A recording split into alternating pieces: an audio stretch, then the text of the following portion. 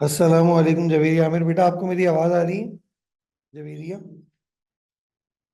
Can you here my voice? Javeria, क्या आपको मेरी आवाज़ आ रही है बेटा? हाँ बेटा। जी। जी। चलो स्टार्ट करते हैं क्लास।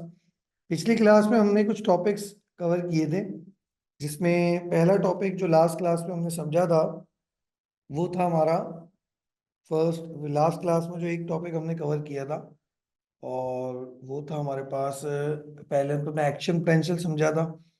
एक्शन पोटेंशियल के बाद फिर मैंने आपको उसकी जो डिटेल थी वो बताई थी कि उसमें कैसे डीपोलराइजेशन होती है और रीपोलराइजेशन होता है। तो ये वाली जो डिटेल थी is there biology test tomorrow. उम्मीद है कि हो जाए, मैं आपको इसका इन्फॉर्म करवा दूंगा, व्हाट्सएप ग्रुप में इसका इन्फॉर्म हो जाएगा आपको। ठीक है, तो इंशाल्लाह कोशिश करेंगे, रख लेंगे एक टेस्ट। काफ़ी दिन हो गया एक टेस्ट हुआ ही नहीं आप लोगों को। ठीक है, तो एक टेस्ट रख लेंगे बायो का। एक मिनट। ठीक है, तो बायो का एक टेस्ट रख लेंगे इंशाल्लाह, जिसमें मैं आपको जो है वो समझा दूंगा। तो हमने लास्ट क्लास में आपको ये समझाया था कि नर्व इम्पल्स क्या होती है। एक तो हमने नर्व इम्पल्स के बारे में समझा था कि नर्व इम्पल्स कैसे कहते हैं। एक तो हमने नर्व इम्पल्स को समझा था, ठीक है ना। और दूसरी चीज जो हमने समझी थी वो था नर्व इम्पल्स का फॉर्मेशन, नर्व इम्पल्स बनती कैसे है। नर्व इम्पल्स बनने का जो फिनोमिना है उसको एक्शन पोटेंशियल कहा जाता है। और एक्शन पोटेंशियल के बारे में मैंने आपको बताया कि एक्शन पोटेंशियल ओवरऑल तीन चीजों में होता है। एक होता है डीपोलराइजेशन, एक होता है डीपोलराइजेशन, फिर उसके बाद होता है रीपोलराइजेशन, और फिर उसके बाद होता है रिस्टोरेशन, या जिसको मैंने नाम आपके जो बुक में थी नाम दिया था रिस्टोरेशन। ठीक है, या रिफ्रैक्टिव पीरियड, रिफ्रैक्टरी पीरियड। तो ये ओवरऑल तौर पर डायग्राम इस तरह से बनती थी, अगर आपको याद हो। तो उसमें सबसे पहले ग्राफ ऊपर जाता है, फिर नीचे आता है, फिर उसके बाद मेंटेन हो जाता है। तो जब ये ग्राफ ऊपर जा रहा है तो ये कौन सा फेज था? ये था डीपोलराइजेशन। ग्राफ के ऊपर जाने को कहते हैं डीपोलराइजेशन। और जब वो ग्राफ नीचे आता था तो उसको हम क्या कहते थे? उसको हम कहते थे रीपोलराइजेशन। रीपोलराइजेशन। और जब ये ग्राफ मेंटेन होता था तो उसको हम कहते थे रिफ्रैक्टरी पीरियड। Refractory period. तो ओवरऑल तौर पर ये तीन प्रोसेस होते हैं। तो जब ये तीन प्रोसेस होते हैं तो इसको हम कहते हैं एक्शन पोटेंशियल। ठीक है, अब यहाँ पर एक चीज और मुझे आपको समझानी है, जो आज का हमारा टॉपिक है, और इसी से आगे हम डिटेल शेयर करेंगे। तो आज हमारा जो टॉपिक है वो है, हेडिंग लिखिए अपने पास। आज हमारा टॉपिक है हाइपर पोलराइजेशन क्या होता है। हाइपर पोलराइजेशन किसे कहते हैं? तो देखिए, मैं थोड़ा सा आपको डिटेल बताऊं। देखिए, हमने पढ़ा था न्यूरॉन होते हैं, जैसे लेट सपोज ये एक न्यूरॉन है। ठीक है, इस तरह से ये एक न्यूरॉन है। और हमने पढ़ा था न्यूरॉन के अंदर इस तरह से माइलिन शीट्स होती हैं जो उसको कवर करके रखती हैं। अब फर्ज करें कि मैं एक न्यूरॉन को आपको बड़ा करके दिखा रहा हूँ, एक न्यूरॉन के इतने हिस्से को हम बड़ा कर रहे हैं। तो इस न्यूरॉन के अंदर हमें क्या क्या नजर आएगा? ये न्यूरॉन है लेट सपोज, ठीक है ना। इसके अंदर मैंने आपको कहा था तीन चीजें होती हैं, sodium channel, potassium channel, sodium potassium pump. एक सोडियम चैनल होता है, ठीक है ना। एक उसके बाद पोटेशियम चैनल होता है, और एक होता है सोडियम पोटेशियम पंप। ठीक है ना, तो ये हो गया सोडियम पोटेशियम पंप। अच्छा जी, फिर एक चीज जरा समझिएगा, अगर आपको याद हो, तो जब हमने कहा था स्टिमुलस मिलता है ना, तो पहले जो सोडियम चैनल है वो ओपन हो जाता है। और जब सोडियम चैनल ओपन होता है तो बाहर का जो सोडियम है वो अंदर आना शुरू हो जाता है। और इस प्रोसेस को हम कहते थे डीपोलराइजेशन। जब सोडियम अंदर आ रहा होता है तो सोडियम के अंदर आने से डीपोलराइजेशन बनता है। उसके बाद फिर एक फिनोमिना होता है जिसमें पोटेशियम बाहर जाता है। जब पोटेशियम बाहर जाता है तो इस फिनोमिना का नाम क्या था, जल्दी से बताएं। जब सोडियम अंदर आता है तो उस प्रोसेस का नाम है डीपोलराइजेशन। और जब आउटफ्लक्स ऑफ पोटेशियम होता है, आउटफ्लक्स मतलब पोटेशियम का बाहर जाना, जब ये जल्दी से बताएं, जब आउटफ्लक्स ऑफ पोटेशियम होता है तो कौन सा प्रोसेस होता है? जब पोटेशियम बाहर जाता है तो कौन सा प्रोसेस होता है? हाँ बेटा, जब सोडियम अंदर आ रहा है तो डीपोलराइजेशन है, जब पोटेशियम बाहर जाएगा तो वेरी गुड, रीपोलराइजेशन होता है। फिर होता है रीपोलराइजेशन, ठीक है ना। अब यहां पर एक मसला सुने, होता ये है कि जब पोटेशियम बाहर जा रहा होता है ना, तो इसकी एक लिमिट तक बाहर जाना चाहिए, लेकिन ऐसा नहीं हो पाता। होता ये है कि जब पोटेशियम बाहर जाना शुरू होता है तो ओवर क्वांटिटी में बाहर चले जाता है।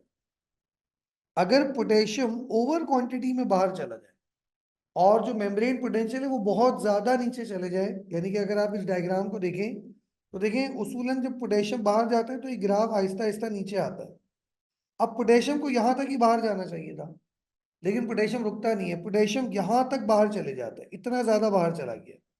तो इसकी वजह से जो मेम्ब्रेन पोटेंशियल है वो बहुत ज्यादा नेगेटिव हो जाती है, मोर नेगेटिव हो जाती है, आरएमपी से बहुत ज्यादा नेगेटिव हो जाती है।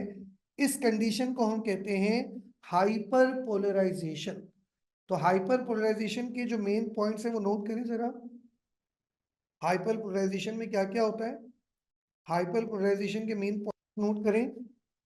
हाइपर पोलराइजेशन में एक तो ये होता है कि the overshoot in the potential of membrane of न्यूरोलीमा,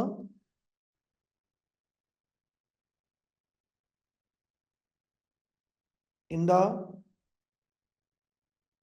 potential of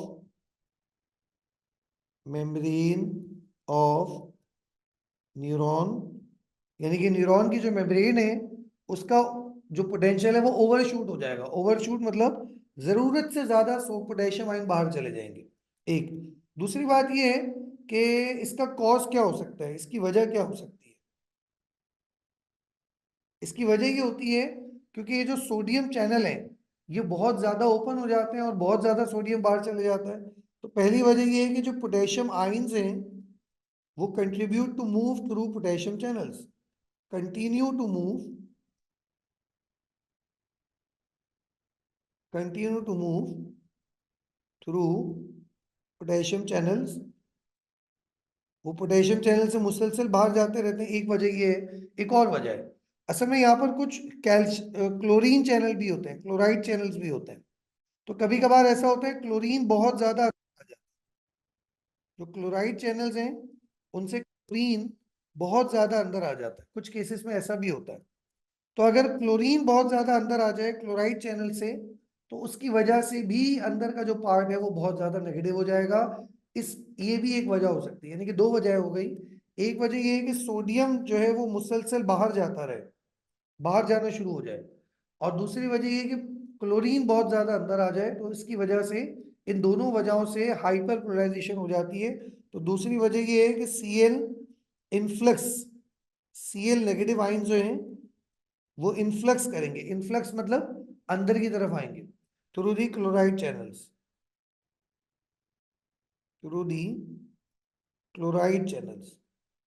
जो क्लोराइड चैनल्स हैं उनके जरिए जो क्लोरीन आइंस हैं वो अंदर आ जाते हैं। तो इसको फिर हम कहते हैं हाइपर पोलराइजेशन। अच्छा, इसकी वजह से क्या होगा, इसका इफेक्ट क्या होगा, इसका असर क्या होगा?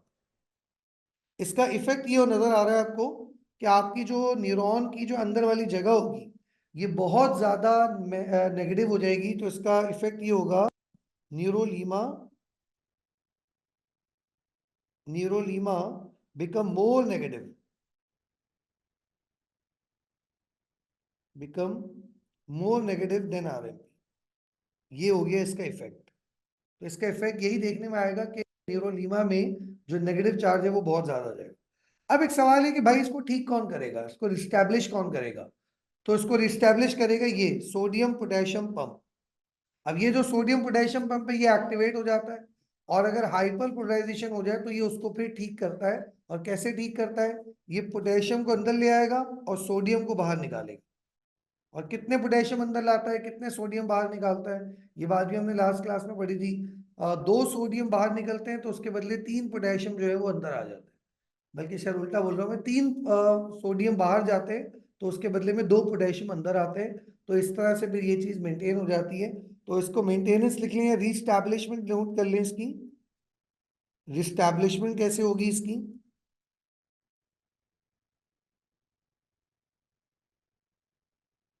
रिस्टैब्लिशमेंट of RMP after hyper polarisation.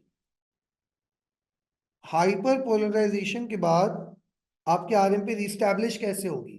तो ऐसे रिस्टैब्लिश होगी, पहले तो सारे चैनल बंद कर दिए जाएंगे।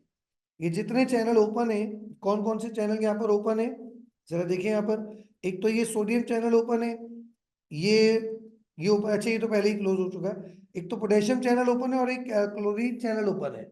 इन दोनों चैनल्स को क्लोज कर दिया जाएगा। All channels are closed. All channels are closed.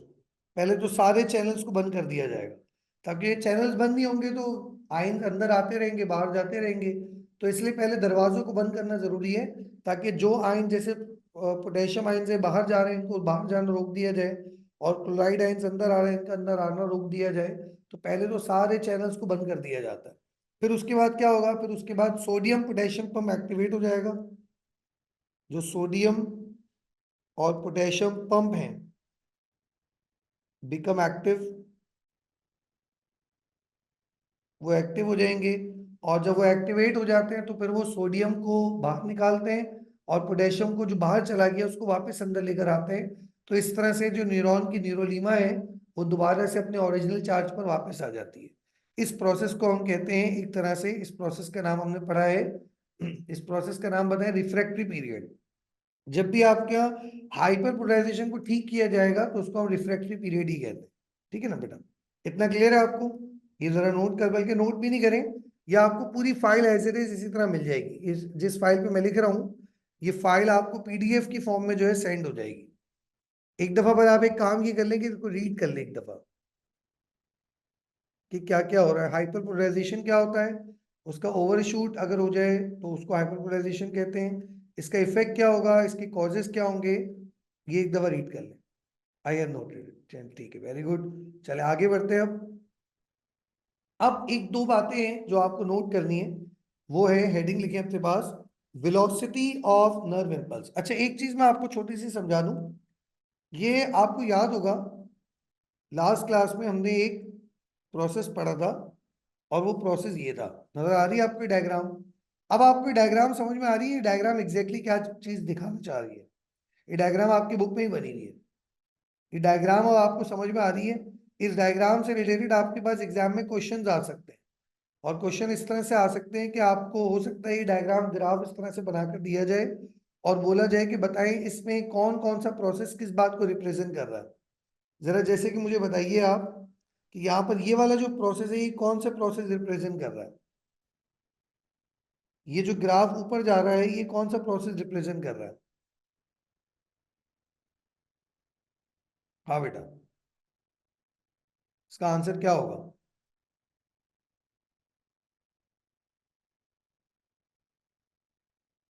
ये जो ग्राफ ऊपर की तरफ जा रहा है, ये ऊपर की तरफ जाना कौन सा प्रोसेस एक्सप्लेन होता है?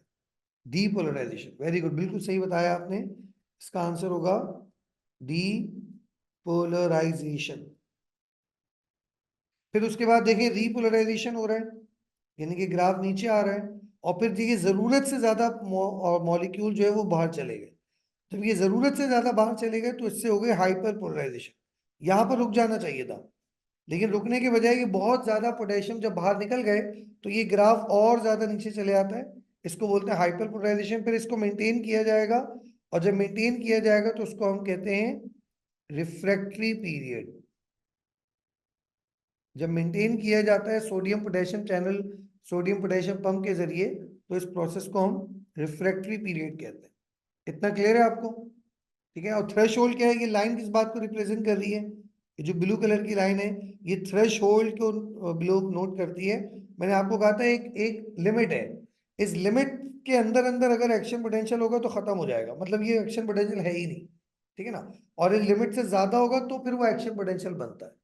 असल जो एक्शन पोटेंशियल है वो इस लिमिट के बाद ही बनेगा, इस लिमिट से पहले नहीं बन सकता। क्लियर है इतनी बात? और ये जो है ये आरएमपी हो जाएगा, इसको हम कहेंगे रेस्टिंग पोटेंशियल। सही है। चले आगे बढ़ते हैं अब हम। अब कुछ बातें वो हमें समझनी है, तो वो एक एक करके हम समझते हैं, इसी टॉपिक से रिलेटेड है।